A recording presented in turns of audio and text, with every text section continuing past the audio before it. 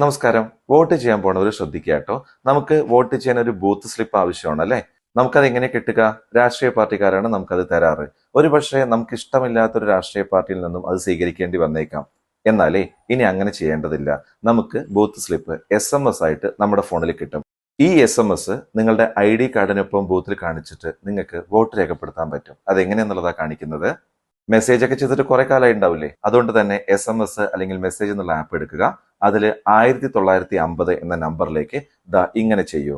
Space ഇല്ലാതെ ECI എന്ന് കൊടുത്തിട്ട് സ്പേസ് ഇട്ട ശേഷം നിങ്ങളുടെ വോട്ടർ ID നമ്പർ അവിടെ കൊടുക്കുക. അത് സെൻഡ് ചെയ്യുക. അപ്പോൾ ഉടൻ തന്നെ ഇതങ്ങനെ ഒരു മെസ്സേജ് വരും. Thank you for contacting. ഒരു 10-15 സെക്കൻഡിനുള്ളിൽ അടുത്ത മെസ്സേജും വരും. അതിൽ ഇങ്ങനെ കൊടുത്തിട്ടുണ്ടാവും നമ്മളുടെ പേര്, പാർട്ടി നമ്പർ, സീരിയൽ നമ്പർ എന്ന് പറഞ്ഞിട്ട്. ഈ SMS നിങ്ങളുടെ ID കാർഡിനൊപ്പം വോട്ട് ചെയ്യുന്ന ബൂത്തിൽ കാണിച്ചാൽ മതി.